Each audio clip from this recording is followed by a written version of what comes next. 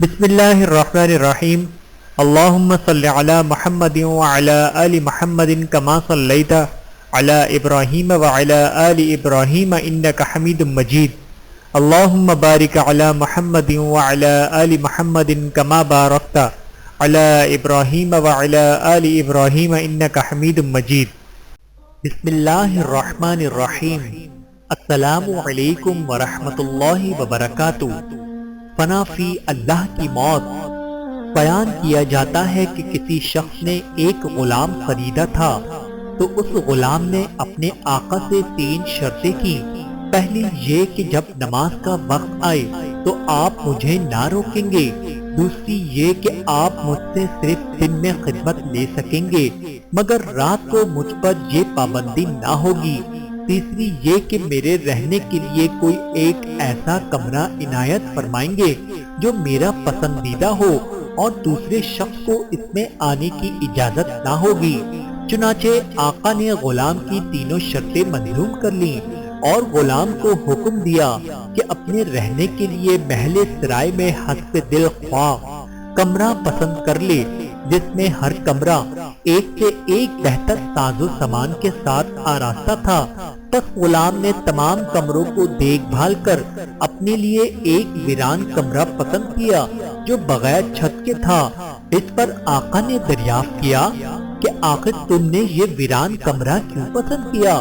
کمرے تو اور بھی بہت ہیں۔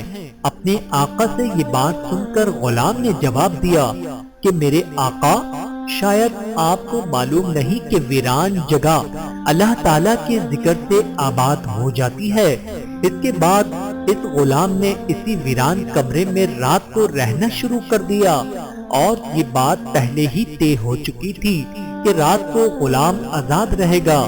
جب غلام کو اپنے پسندیدہ آزاد کمرے میں رہتے ہوئے کچھ عرصہ گزر گیا تو اس کے آقا نے ایک دن رات کو بزم احباب منعقد کی، اور نصف شب کے بعد جب دوست احباب رخصت ہو گئے تو مالک مکان چہل قدمی کرتا ہوا غلام کے کمرے کی جانب جا نکلا تو کیا دیکھتا ہے کہ ایک نورانی قندیل نے اوپر سے آ کر کمرے کی خالی چھت کو گھیر رکھا ہے، اور غلام سجدے میں پڑا ہوا اپنے رب سے دعا اور مناجات میں مصروف ہے کہ اے میرے پروردگار، دن کو تو نے میرے آقا کی خدمت میں میرے ذمہ واجب کر دی، اگر یہ خدمت میرے ذمہ نہ ہوتی تو میں رات دن تیری عبادت میں مشغول رہتا، لہذا تو میرا عذر قبول فرما لے۔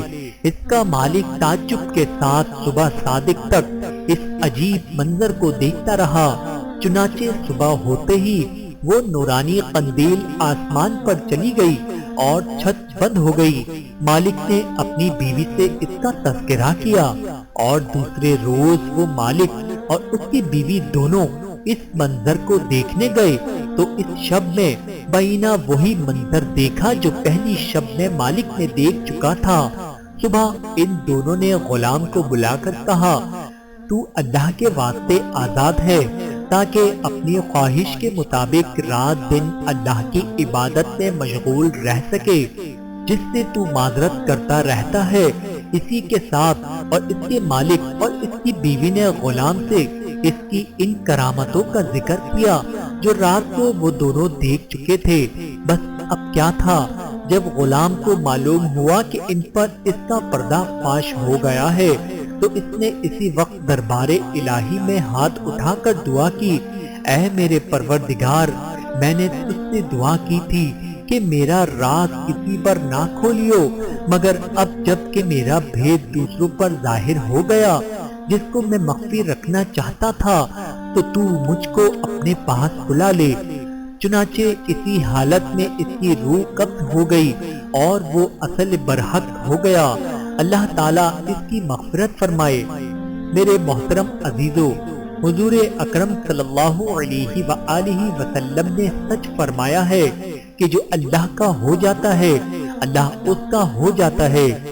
دیکھیے اس عالم فنا فی اللہ کی دعا کس طرح ہاتھوں ہاتھ درجہ قبولیت کو پہنچ گئی۔